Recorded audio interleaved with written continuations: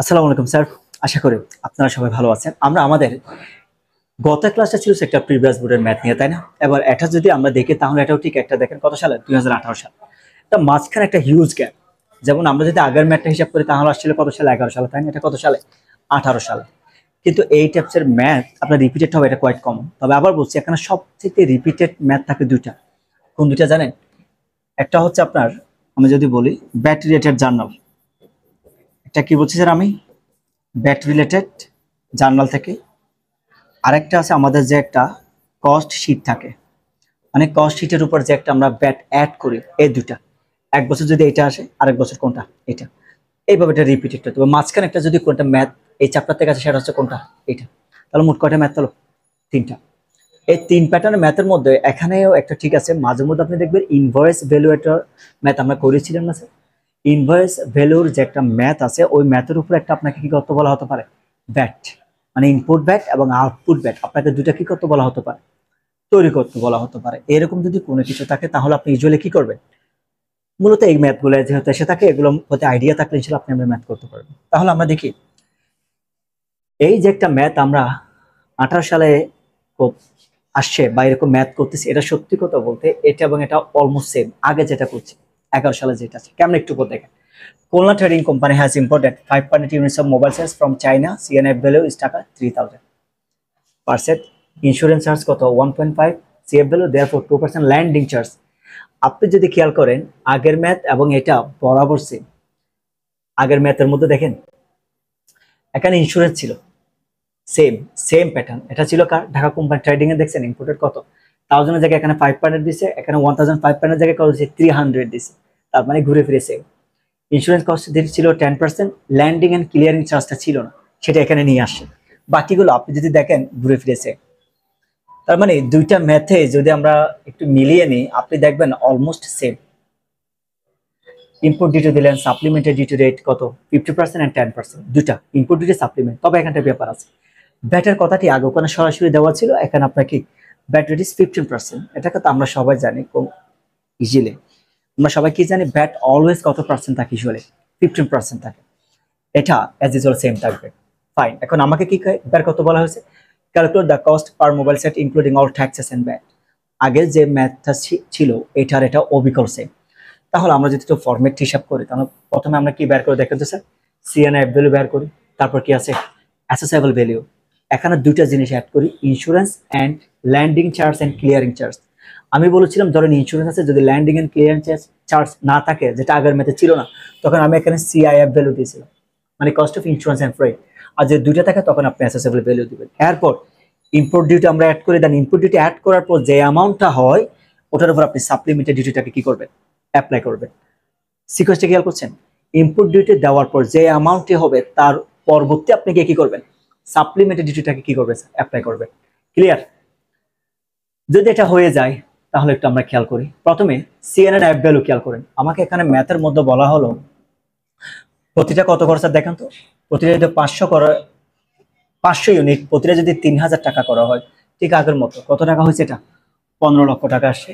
এটার সাথে অ্যাসেসেবল ভ্যালুর মধ্যে দুইটা জিনিস বসে। কি কি শিখেছি আমরা ফরম্যাটের মধ্যে? Insurance, landing charge and clearing charge. তাহলে এখন আপনি যদি খেয়াল করেন এখানে ল্যান্ডিং চার্জ কত পার্সেন্ট দেখেন তো স্যার? 2%। আর ইন্স্যুরেন্স চার্জ আগে আসবে কত পার্সেন্ট? 1.5%। তাহলে খেয়াল করেন এগুলো কিসের উপর? C and F value. আমার সি অ্যান্ড এফ ভ্যালু কত আসে? 15 লাখ। 15 লাখের উপরে কত আছে? 1.5% হলে কত হয়? 22,500। দুইটাকে প্লাস করে যে অ্যামাউন্টটা হয় কত হয়? 15,22,500। এটার উপরে আপনি কি করবেন? 2% আপনি আবার ল্যান্ডিং চার্জ দিবেন। তাহলে যে অ্যামাউন্টটা পাবে এটাকে আমরা বলি কি স্যার? অ্যাসেসেবল ভ্যালু। এখন আমি যদি আপনাকে বলি আমরা যে গত ম্যাথটা শেষ করেছিলাম এই দুইটার মধ্যে জাস্ট একটা ছোট্ট ডিফারেন্স কোথায় জানেন? ওখানে ল্যান্ডিং চার্জ আর ক্লিয়ারিং চার্জ এটা ছিল না, এখানে আছে। এটাই, বাকি সব আগের মতো অ্যাসেসেবল ভ্যালু। এখন আমরা জানি যে একটা ম্যাথের মধ্যে আমরা ইনপুট ডিউটি দিই, ইনপুট ডিউটি সব সময় অ্যাসেসেবল ভ্যালুর উপর হয়। যদি কখনো অ্যাসেসেবল ভ্যালু না থাকে তাহলে সিআইএ এফ ভ্যালুর উপর হবে, মানে cost of insurance and freight. অর্থাৎ ধরেন ল্যান্ডিং চার্জ দেওয়া নেই, কোনো ব্যাপার না, যদি দেওয়া নাও থাকে তাহলে যদি ইন্স্যুরেন্স দেওয়া থাকে এটার উপর যে অ্যামাউন্টটা আসবে এটার উপরে ধরবে। এটা গত ম্যাথে আমরা করিয়েছিলাম বরাবর সেম। এখন ইম্পোর্ট ডিউটির কত পার্সেন্ট বলা হয়েছে আমাকে? 15%। তোরা কত? Sorry, not 15, it should be like 50%। মানে ইম্পোর্ট ডিউটি কত পার্সেন্ট স্যার? 50%। তাহলে 15,55,2,950 এর উপর যদি 50% আমরা অ্যাপ্লাই করি, তাহলে আমার কত আসে? 7,76,475। এখন 2টাকে প্লাস করে কত হয় আমার? 29,425। এখন আবার বললাম সাপ্লিমেন্টারি ডিউটি সব সময় ইম্পোর্ট ডিউটি অ্যাড করার পর যে একটা অ্যামাউন্ট হয় তার উপরে হয়, তাই না স্যার? তাহলে এখানে যেটা 23,29,425 টাকা আসছে, এটার উপর আপনি কত পার্সেন্ট দেন? 10%। 10% দেওয়ার পর যে অ্যামাউন্টটা দুটা প্লাস করেন কত হয়? Input value 25,62,368। এখন ফাইন। এখন আমাকে বলা হলো এখানে আপনি ব্যাট সবসময় কত ইউজ করবেন? 15%। আমরা ইউজুয়ালি রেটটা বলে ধরেন, অনেক সময় দেখবেন এখানে ব্যাট রেটটা যদি দেওয়া নাও থাকে, ধরেন 15%, আপনাকে বলা নেই আপনার নিজ তাগিদে কত ধরতে হবে। কোনো জায়গায় যদি বলা হয় ব্যাট ইজ অ্যাপ্লিকেবল অথবা ব্যাট ইজ অ্যাপ্লাইড, যেই বলা থাকুক না কেন, তখন আপনি নিজ দায়িত্বে 15% টাকা ধরবে। ক্লিয়ার? তাহলে 15% যদি হয়, ব্যাট সহ অ্যাড করার পর, ব্যাট অ্যাড করার আগে ছিল 25,62,368, এর সাথে আপনি যদি ব্যাট অ্যাড করেন তাহলে কত হয়? 29,46,723।